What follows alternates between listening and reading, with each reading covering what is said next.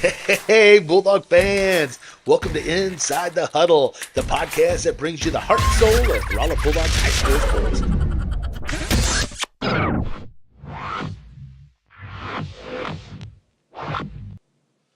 All right, everyone, welcome to Inside the Huddle, brought to you by Romo Athletics and powered by our title sponsor, Phelps County Bank. And before we get started, I always like to give a shout out to Phelps County Bank. They are 100% employee owned and 100% community champions, man. They do so much for our community, for our athletes. They are bankers by day, Bulldogs fans by night. You can see them at mypcb.com. Today, we have head cross country coach Rhett Cook, and join him are some cross country seniors. We got Kendall Langley, and we got Braden Shinafield. I'm going off that one, and we got senior Cameron Martinson. Sorry about that, going all the different names. So, man, welcome. Yeah, Welcome. yeah, good.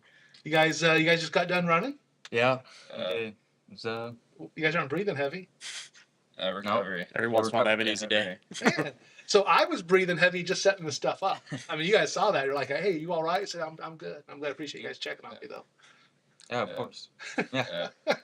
All right. So, hey, Coach, man, here we are winding down the season. You got one meet left before districts. I know how you start off with the Bolivar meet down there in the Southwest. I can't remember what it is. But that's always a big meet. Yeah. And you kind of start off with that one to get them going. And then it always seems like you kind of like manage the meets, right? And where you go, how you go, the timing of them, all to get ready for this moment right here in this final run. So, talk a little bit about how the season has gone so far. It's been good. Well, a lot of our early season stuff is big meets. So like the Swicka meet, then we take these guys to Joplin, like a certain few.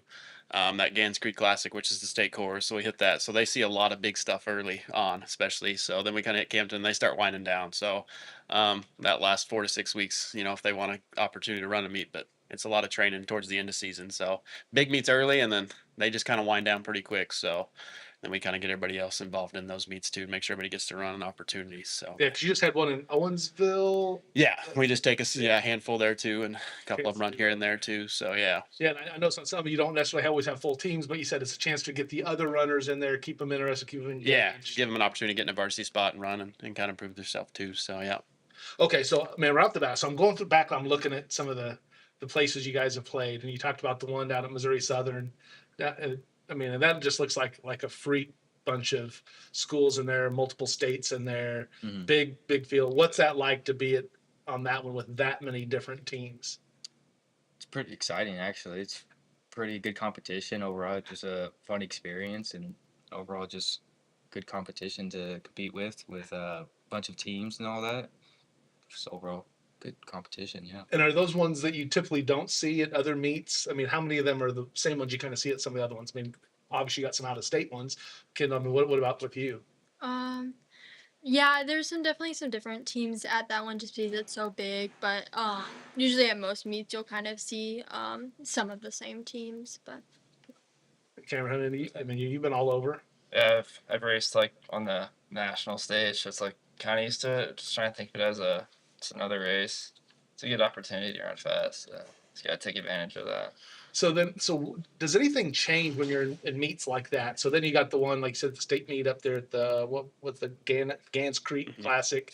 Again, another one, a lot of prep schools in there. So you got people that are, essentially already, in that collegiate type mindset of what they're doing. Does it change your approach on how you're running those meets and knowing what you're up against versus any other one? I wouldn't say not really. For me, wise, it doesn't. It's just people were still racing. It's all in high school still. It's still same people our age. It's same competition, really, same mindset that you're going into. So you focus more on what, again, that's one of we talked about this with yesterday with golf. It's, you don't necessarily compete against the other person. It's all you can control is what you can control, the way you approach it, how you hit it in golf and all the things you do. And it's you, there is no defense, you don't have to run around necessarily somebody, especially in a cross country course, you've got the spot to go. So it's really about you. So nothing that you change though, in running a more of a local meet versus the larger scale meet. Do you adjust anything on what you're doing, Kendall, for you? it kind of more depends on like the course and the weather than on the actual like size of the meet. Usually you just try to race, but sometimes depending on the course, you'll like change pacing and stuff like that. Cameron, get what you're Yeah. talking about again. You play you run on a larger stage a lot of times, so it's just same approach. It kind of depends what I want to get out of it. Like if I want to run fast, I'll obviously not do it as much. But for like the smaller ones, I normally just train through them. Okay, so you're Yeah. using those ones just to work on things to prepare you for what's Yeah. coming next. Districts for me. Yeah. In fact, from a coach's standpoint, it's nice because I know each one of these guys are going to have a group to run with. Yeah. So those big meets, sometimes I think the worst thing for running is if they get stuck, I call it, on an island where they're running by themselves, which can happen at smaller meets. Yeah. But those big meets, there's always going to be a pack they're going to run with. You go out and hit a time on that first mile, and like Kendall said, it's just kind of racing from there on. And sometimes I feel like the headset might be a little more competitive at those meets. Maybe be more likely to push yourself and run better. So. That's my standpoint from one watching, because I've definitely not run them. So, So yeah, great job. yeah, you guys look great. So yeah, No, but I mean, I guess that makes a lot of sense, right? So if you have that pack with you, now you got to make decisions as a runner. Okay, is this pace good for me or not? Is it get out of my comfort zone? I assume that's what you're doing. Is it because again, you all have your times that you're checking along the way, and then you're making adjustments basically with the people that are with you as well as how the course is going. Yeah. Yeah. Cool. So let's. What was your favorite course to run this year? My favorite was the Gans Creek Classic because we had a night race, so it was very cool to run in the dark. And Wow. Do you guys do get anywhere like glow in the dark stuff, like when you go up to glow in the dark night golf or anything like that? Nothing like nothing that. that, nothing that entertaining like yet. Yeah, little, but little glow in the dark headbands or anything. All right. Yeah, mine's the same. It's Gans Creek, the night race. It's always a fun experience. We've done it twice, and it's always been a fun and just a cool experience to race on the state course and run at night. Just a different experience, really. I've always liked Bolivar. It's like the really first big meet of the year. You're finally starting to get back into things. Usually run a fairly quick time, so Okay. I've always enjoyed that course. Yeah. Coach, what about you? I mean, I like Bolivar, but I do like that night race at Gans Creek because I think the one thing for me especially is when they're running. I mean, when you come down that second stretch, you guys know it's 600 meters and it's a long stretch across it. They can't see the end of that stretch, so it's really nice. It's like almost where you don't know you're going. You see a lot of faster times from that Gans Creek one because you just run your race. I mean, you know where you're at, but you don't know what's ahead of you, so that's kind of nice too. So, but I like it. It's a fun experience. That night race is so. So, which was the course this year that was the most difficult for you? None of them are really hard. I mean, the most hilly one's probably Joplin, but that's still pretty That's pretty so fast. so fast course. I don't think there's really any challenging. It was a conference course. It used to be the Oh yeah, hard it used to be one. tough. I think Joplin probably is the most challenging course, but again, it's such a big meet that you're in that element that they don't realize it when you're running it. Yeah. Again, that's the big competition level that you would feel if that was a smaller meet. That course would probably be it would feel a lot different for these guys. So having everybody swarming around you, that big crowd, I think that helps. Mhm. You kind of forget it. Yeah, you want that memory for some of those races. Kendall, anything with you? Anyone that stands out or anything? I think the Camden course isn't really bad, but it's usually pretty hot and dusty, so that one's a little That's bit true. rougher. Yeah, I didn't think about that. And now, do you do a home one No, anymore? we're done right now. Okay. So Because it used to be right at the old minor golf course. Isn't that where it used to a be? long time ago, yeah. And then when they shut that down, then we were in front of the Lions Club, and it just kind of got a little tricky out there too. So hopefully something in the works in the future would be nice. So. Yeah, definitely. Yeah, I always like that home meet. Yeah. Nice, right? Mhm. So what about PR? Where are we at on our PRs this season? Any PRs hit for you guys? I ran 15:32. It's been my fastest so far. Yeah. I haven't got a PR. Fastest I ran so far is 16:54. So. I haven't PR'd yet this season.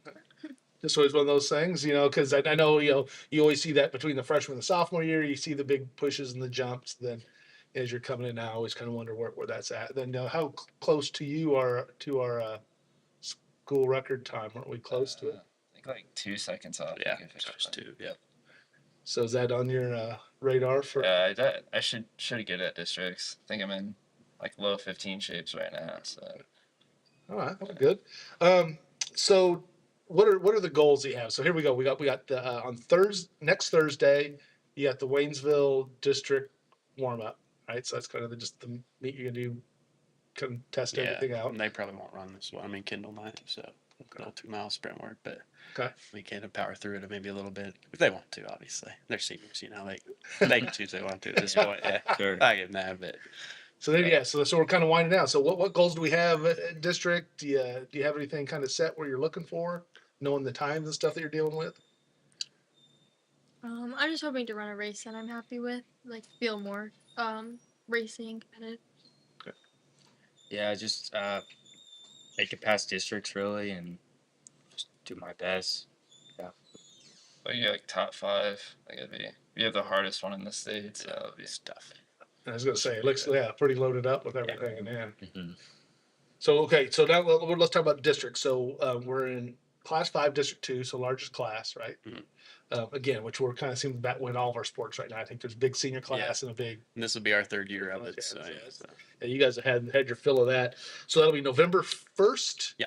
At Nixa, and is it at a park or course or what do they have there? It's right there by their elementary. It's that Inman Elementary. So these guys ran it their freshman year, so Okay. they've been on at least once. They host another meet there, but it's always falls on that Camdenton race. We always kind of hit that one up. So, but yeah, so it's been a year or two, but they've at least ran it familiar. It's a pretty quick course. I feel like it's pretty good, smooth, flat. They do a nice job down there working on it. So Okay, so I mean, is there anything to go down and like practice on it, or is that like taboo? Or we're just waiting for them to when they send out information. If we can get an opportunity to get down there, at least take a group down there and do so. We'll Okay. do everything we can to get down there. I'm just kind of waiting on the. We know it's at Nixa, but we don't have the timeline yet too. Okay. So whether they're going to be open or whatever's Okay. going on there too. So so you kind of wait for that Yeah. regulation stuff like that, yeah, because that'd be the thing. It seems like it'd be something you'd want to at least go see how it is. yeah, What they, what it's the if it's lay on changed in a it. few Yeah. years. Yeah. That'll be exciting. And so how are the times you're matching up against? Again, that's one of the things we talk about is you check the times, the other schools are in there, so you know the runners.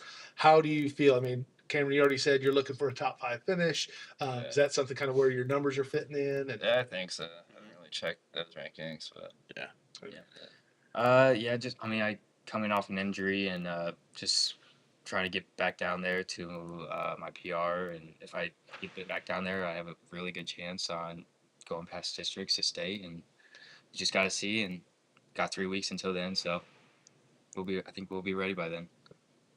I don't really check. I try not to like think about that stuff yeah. too much.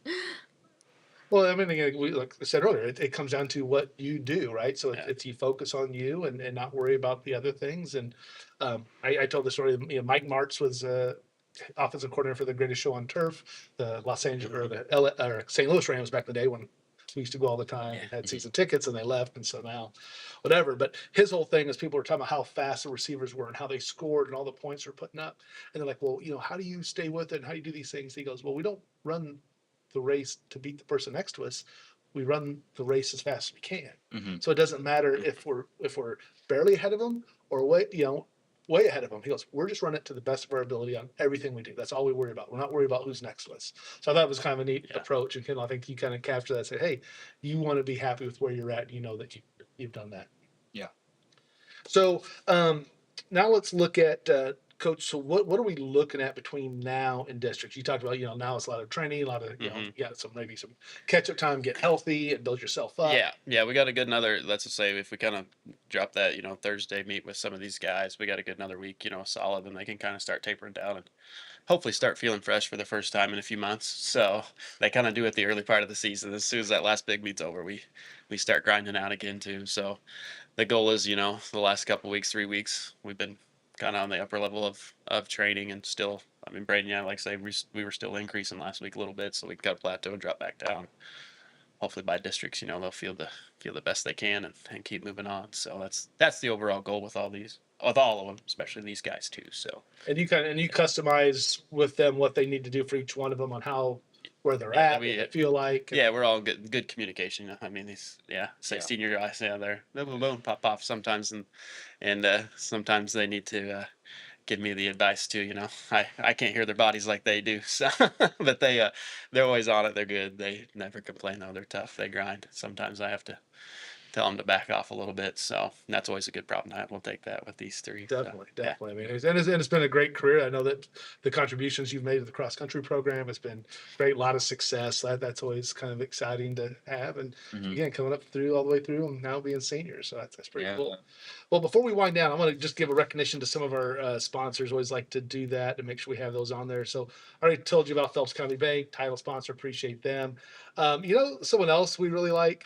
It's In Full Bloom, Jackie Morozowitz. I mean, does such a great job with the backdrop rental, the balloon decor, anything you need. But we used her for wedding, baby shower. Gonna have her for Ethan's signing. So definitely you got to check out In Full Bloom and all the stuff they do. Appreciate everything there.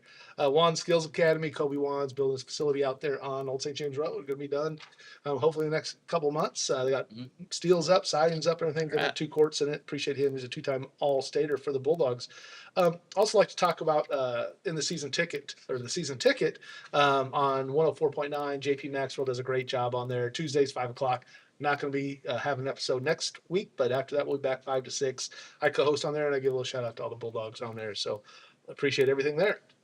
So first of all, what is next, seniors? What's next? What are we looking at after you graduate? So we got some Kendall. We were talking before. You haven't got your plans set up yet for college, but talk a little bit. What you're thinking? I'm hoping to study English so I can go into publishing when I get a job. I'm hoping to go northeast on that seaboard. Okay. So when it comes time for me to write my book and everything, I'm coming for you. Okay? You gonna help me out? Mm-hmm. All right, I need a bestseller. Thanks. I'm planning to run somewhere, talking to some coaches right now, and planning to major in business, and then hopefully work in the commercial real estate business. Nice. Yeah. Nice. All right, Cameron, what's your plans? I'm gonna be running cross country and track at Grand Valley State in Allendale, Michigan. How about that? So right here, cutting edge. The Man. one We and don't only. mess around. Inside the Huddle brings all the breaking news. Had Emma Schwartz committed to Lincoln. She talked about that today on there. And here we got Cameron Martson going to Grand Valley State. Grand Valley State. Grand Valley State. Yeah, I always get confused with that one. There's another one up in Iowa, Grand something. But yeah, that's cool, man. Congratulations. Yeah, thank you. And what are you going to major in? Behavioral neuroscience and psychology. Oh, So that's right. Yeah.